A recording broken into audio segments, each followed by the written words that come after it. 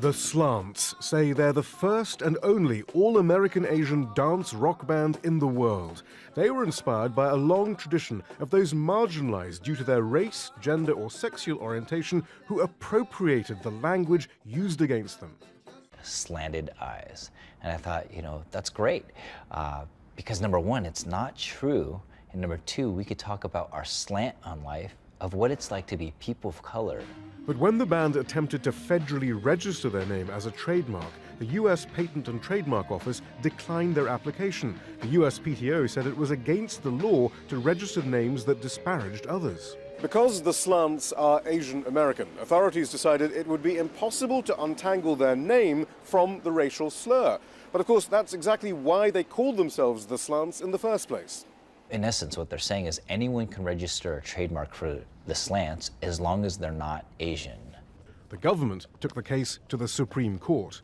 The government says, no, not until people don't see it as disparaging to them anymore.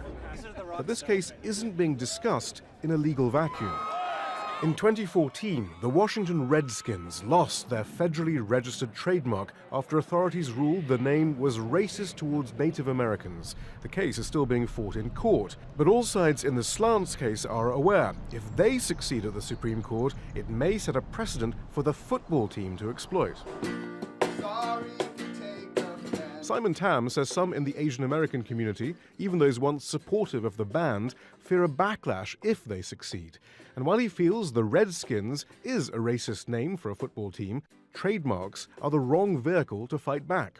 They didn't want to be seen as a potential ally to the football team. If we treat trademarks as another way for the government to legislate hate speech, then what we do is give yet more power to a group that for centuries has gotten it wrong when it comes to racial relations in this country. But the government insists it can't be seen to be encouraging the use of a racist term. People are self-consciously, hipster racist about it, but it's still racist. The Redskins will make billions, federal trademark or not. The Slants fear no record company will touch them if they don't have a legal presumption of ownership over their name. Shihab Ratansi, Al Jazeera, Washington.